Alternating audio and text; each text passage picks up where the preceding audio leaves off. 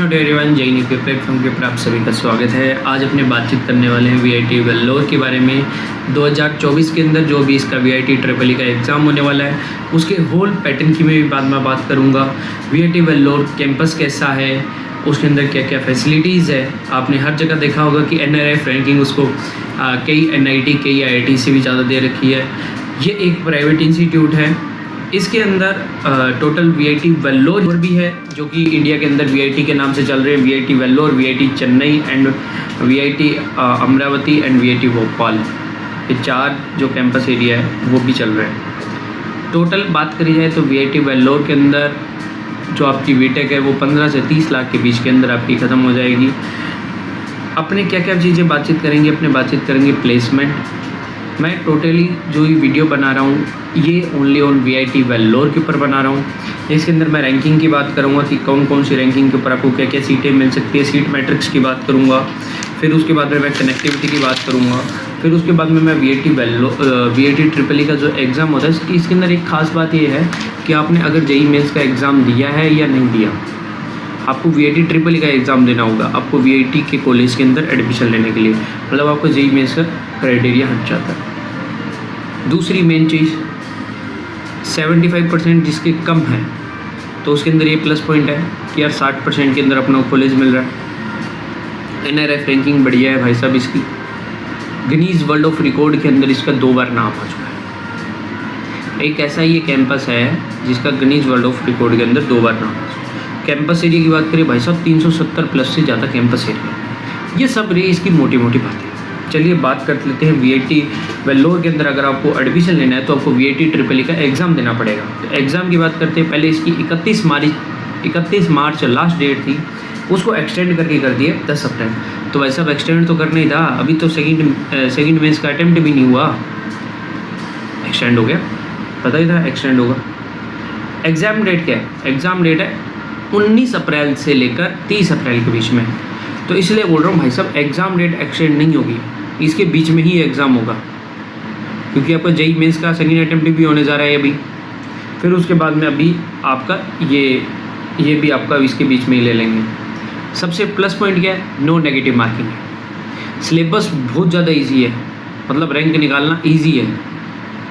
तो syllabus easy होने से जो आपकी रैंक आएगी, क्योंकि अब इसके अंदर तुम्हें पता है कि इसके अंदर तो टॉप का जो एनआईटी का भी बच्चा है या टॉप के जो आईआईटी के अंदर भी जाने वाले बच्चे वो भी इसके अंदर बैठते हैं। तो वो क्या करेंगे, टॉप की रैंक निकाल दी उन्होंने, अब ये सेकंड प्रायोरिटी के ऊपर वो एग्ज़ाम को भरते हैं। तो इसलिए मैं आप सभी को बोलूँगा कि आप एग्ज़ाम को ज़रूर फिलअप करिए। आईआईटी का भी बच्चा है या टॉप के जो आईआईटी के अंदर भी जाने वाले बच्चे वो भी इसके अंदर बैठते हैं। तो वो क्या करेंगे, टॉप की रैंक निकाल दी उन्होंने, अब ये सेकंड प्रायोरिटी के ऊपर वो एग्ज़ाम को भरते हैं। तो इसलिए मैं आप सभी को बोलूँगा कि आप एग्ज़ाम को ज़रूर फिलअप करिए, क्योंकि जब आप काउंसलिंग करेंगे तब आपको पता चलेगा कि यार मेरी इस रैंक के ऊपर मेरे को ये ब्रांच नहीं मिलनी चाहिए थी, फिर भी मिल गई मुझे, क्योंकि काउंसलिंग के ऊपर मैटर करता है। ज़्यादा जानकारी के लिए आप नीचे गूगल फॉर्म दे रखा है, ठीक है, उसके अंदर आप ज़्यादा जानकारी ले सकते हैं। मतलब उसके अंदर आप अपनी डिटेल फिलअप करके, ठीक है, तो आप काउंसलिंग मेंटर से साथ में जुड़ सकते हैं। ये फ्री ऑफ कॉस्ट है। दूसरी बात करते हैं कि इसके अंदर क्या है, मिनिमम मैंने आपको बता दिया 60% 12th बोर्ड के अंदर चाहिए। हाईएस्ट प्लेसमेंट की बात करते हैं अब इसके बाद में, क्योंकि सबसे पहली बात नो नेगेटिव मार्किंग है। 40 क्वेश्चन मैथमेटिक्स और बायोलॉजी के 40 क्वेश्चन आएंगे, 35 क्वेश्चन फिजिक्स के आ रहे हैं, 35 क्वेश्चन केमिस्ट्री के आ रहे हैं, और एम्पलीट्यूड के 10 क्वेश्चन और इंग्लिश के 5 क्वेश्चन। ये हमेशा तौर पे देखा गया है कि एम्पलीट्यूड और मैथमेटिक्स, चाहे वो बिट सेट का एग्ज़ाम हो चाहे वो वीआईटी ट्रिपल ई का एग्ज़ाम हो, इसके अंदर मैथमेटिक्स और एम्पलीट्यूड भर के क्वेश्चन आते हैं, ठीक है। तो मिनिमम क्राइटेरिया आपको मैंने बता दिया। एलिजिबिलिटी आपको मैंने बताई थी कि आपके 12th के अंदर 60% के मार्क्स होने चाहिए। सेलेक्शन क्राइटेरिया जो भी आपको है कि पहले इनका वीआईटी का एग्ज़ाम देना पड़ेगा, फिर उसके बाद में मेरिट बनेगी, फिर उसके बाद में काउंसलिंग की वो रहेगी। तो ये पूरा का पूरा इनकी वेबसाइट के ऊपर भी दे रखा है। तो यहाँ तक बात रही वीआईटी ट्रिपल ई एग्ज़ाम के बारे में। इंपॉर्टेंट डेट्स वगैरह मैंने आपको बता दिए। 10 अप्रैल लास्ट डेट है रजिस्ट्रेशन करवाने की, तो जल्दी से जल्दी रजिस्ट्रेशन करवा लेना। इसके बाद में कोई एक्सटेंड नहीं होगा जो मुझे पता है। अब इसके बाद में देख लेते हैं वीआईटी ट्रिपल ई के मैंने बोला कि 3 और कैंपस है वीआईटी वेल्लोर के अलावा, VIT Chennai, VIT Amravati and VIT Bhopal. VIT Bhopal and VIT Amravati ये 2017 के अंदर इस्टेब्लिश हुए, तो इसलिए इनको न्यू कैंपस बोला जा रहा है। न्यू कैंपस होने का मतलब ये नहीं है कि भाई साहब इनके अंदर एकदम ही बेकार कैंपस है। न्यू कैंपस होने का मतलब ये है कि यार वीआईटी जैसे अब 4 है, अब 4 में से जो बेस्ट कॉलेज होगा, जहाँ पे बेस्ट बच्चे होंगे, वहाँ ही कंपनी ज़्यादा जाएगी। तो इसलिए प्रायोरिटी हमेशा वीआईटी वेल्लोर को पहली दें, फिर उसके बाद में वीआईटी चेन्नई को दें, फिर उसके बाद भोपाल और अमरावती वैसे जो भी आप देना चाहें वो आप दे सकते हैं। कनेक्टिविटी की बात करें, ये कटपड़ी जंक्शन आता है जो कि 3 किलोमीटर है वीआईटी वेल्लोर से, तो थोड़ा सा पास में ही आता है। अब सीट स्ट्रक्चर की बात करें तो देखो, चाहे आप ब्रांच की बात करें तो उन्होंने 2 कैटेगरी के अंदर बांटा हुआ है, ग्रुप ए ग्रुप बी। पर इनकी वेबसाइट के अकॉर्डिंग जाए तो फीस को भी इन्होंने 2 ही कैटेगरी के अंदर बांटा हुआ है, कैटेगरी 1 कैटेगरी 2। पर ऐसा नहीं है, फीस को इन्होंने 5 कैटेगरी के अंदर डिवाइड करा। क्योंकि जैसे जैसे आप काउंसलिंग करते हो तो उसके अंदर कैटेगरी 1 कैटेगरी 2 फिर कैटेगरी 3 4 5। तो कैटेगरी 3 4 जो 5 है वो उसके अंदर मैक्सिमम रैंकिंग वाले बच्चे आ जाते हैं, तो उनकी जो फीस है वो उसके अकॉर्डिंग बढ़ जाती है। ठीक है, तो कैटेगरी ये जो मैं आपको लगा रहा हूँ ये इनकी फ़ीस की बारे में। तो अपन ने फ़ीस की बात करी, अब अपनी बातचीत कर लेते हैं हॉस्टल फ़ीस की। जो मैं ये इन वीडियो के अंदर मैं फैक्ट बता रहा हूँ, ये मुझे नहीं लगता कि किसी और वीडियो के अंदर बताया गया है, इसके बाद में कॉपी हो सकता है।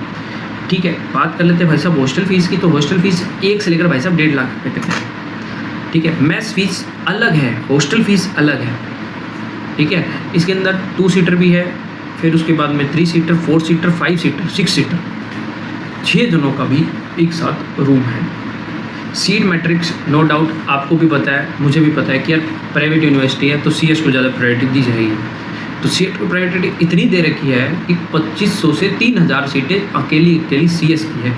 बाकी 350 से 400 सीटें आईटी ब्रांच की है, 720 सीटें ईसीई की है, 720 सीटें मैकेनिकल की है, 300 सीटें इलेक्ट्रिकल डिपार्टमेंट की है, फिर 180 सीटें सिविल की है, फिर बायोटेक की उसी के अंदर है, और केमिकल की भी 120 सीटें हैं।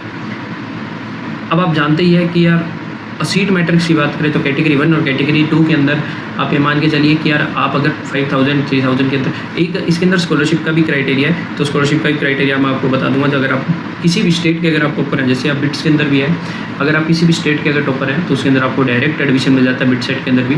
तो यहाँ पे भी क्या है, यहाँ पे आपको डायरेक्ट एडमिशन नहीं मिलता, पर आपको वीआईटी ट्रिपल का एक्टिव एग्जाम देना पड़ता है, एग्जाम को फाइट करना पड़ता है, एग्जाम के अंदर रैंक लानी पड़ती है।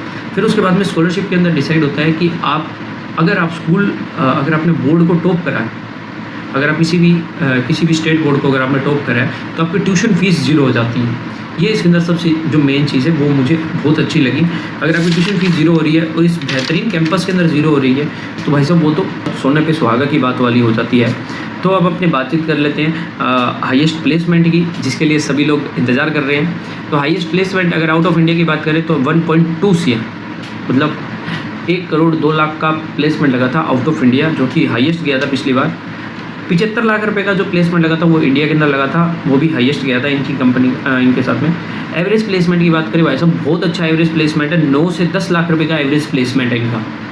और इनका दावा ये है कि जो कि बच्चे वो 100%, मैं आपको बताता हूँ 100% प्लेसमेंट नहीं होता है, पर ये वेबसाइट के ऊपर ज़रूर लिखा होता है 100% प्लेसमेंट। 100% प्लेसमेंट का मतलब होता है कि उसके अंदर उस कॉलेज के अंदर मास रिक्रूटर ज़्यादा आ रहे हैं। मास रिक्रूटर का मतलब है जो आपको ऑफर कर रहे हैं 3 से 4 लाख के बीच का। अब जिस कॉलेज की फ़ीस 25 से 30 लाख रुपये है और उसकी अगर प्लेसमेंट की बात करें तो 3 से 4 लाख का अगर आप प्लेसमेंट उठा रहे हो तो वो ROI बेस्ट नहीं होता है। ठीक है, वो तो बिल्कुल ही घटिया होता है। ठीक है, सीधी बात करें अब CGP की, तो CGP भाई साहब आपको मेंटेन करनी चलनी पड़ेगी। अगर आपकी CGP 9 से ऊपर है तो आपको 0% अटेंडेंस के ऊपर, मतलब आपको क्लास मतलब कॉलेज पे आने की आवश्यकता भी नहीं है। और अगर आपकी 9 CGP से ऊपर आप किसी भी कंपनी के अंदर बैठ सकते हैं। अगर आपकी 8 से 8.5 के बीच में तो आप मतलब 80 से 85% कंपनियों के अंदर बैठ सकते हैं। अगर यही आपकी 7.5 से कम आ जाती है तो आप इनमें से सिर्फ आधी कंपनियों में से बैठ सकते हैं। मतलब 10 कंपनी आ रही तो आप 5 के अंदर ही एलिजिबल हैं, मतलब 7 7.5 वालों को। तो मतलब CGP को मेंटेन करना और ऑल ओवर SGPA को मतलब पूरे सेमेस्टर वाइज लेके चलना साथ में, तो वो भी मैंडेटरी है। मतलब आपको एंजॉय के साथ साथ में आपको पढ़ाई भी देखनी पड़ेगी। स्पोर्ट्स एरिया की बात करें भाई साहब, मैंने पहले बोला था 370 एकड़ का कैंपस है। मतलब शॉपिंग वगैरह करने के लिए तो मतलब वहाँ पे मतलब वो आउटर साइड पड़ जाता है भाई साहब वेल्लोर का वो। तो उसके अंदर मतलब अमेज़ोन, फ्लिपकार्ट इनके मतलब काउंटर्स भी है, पीवीआर मॉल्स वगैरह भी पास में, मॉल्स वगैरह भी आपको दिख जाएंगे। ठीक है, तो मतलब नो डाउट 5 किलोमीटर के एरिया के अंदर पूरा बाज़ार है उधर आसपास। ठीक है, कैंपस एरिया की बात करें, मैंने बताया 370 एकड़ का कैंपस है, तो उसके अंदर स्पोर्ट्स भी अच्छा है। फुली फ्लेक्सिबिलिटी क्रेडिट सिस्टम है, ये बहुत कम कंपनीज के अंदर होता है, बहुत कम यूनिवर्सिटी के अंदर होता है फुली फ्लेक्सिबल क्रेडिट सिस्टम।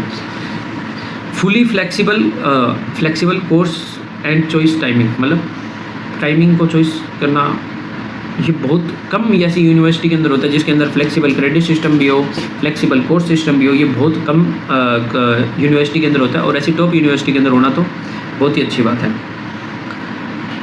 ये सब कुछ था वीआईटी वेल्लोर के बारे में। अगर आप और भी ज़्यादा जानकारी चाहते हैं वीआईटी वेल्लोर के बारे में, तो आप नीचे ये कमेंट सेक्शन आपके लिए ओपन है, तो आप वहाँ जाके आप क्वेश्चन पूछ सकते हैं मेरे से। बाकी जो वीआईटी वेल्लोर के ऊपर जो भी जितनी भी इन्फॉर्मेशन थी, ये सभी इन्फॉर्मेशन मैंने एक स्टूडेंट से कलेक्ट करी जो भी वीआईटी वेल्लोर के अंदर सेकेंड ईयर के अंदर स्टूडेंट है। तो आपको अगर किसी भी तरह की अगर आपको दिक्कत आ रही है, किसी भी तरह की अगर आपको डाउट है, कन्फ्यूज़न है, तो आपके लिए कमेंट सेक्शन ओपन है, और आप वहाँ जाके क्वेश्चन पूछ सकते हैं। Have a nice day, thanks for watching. जय श्री कृष्ण।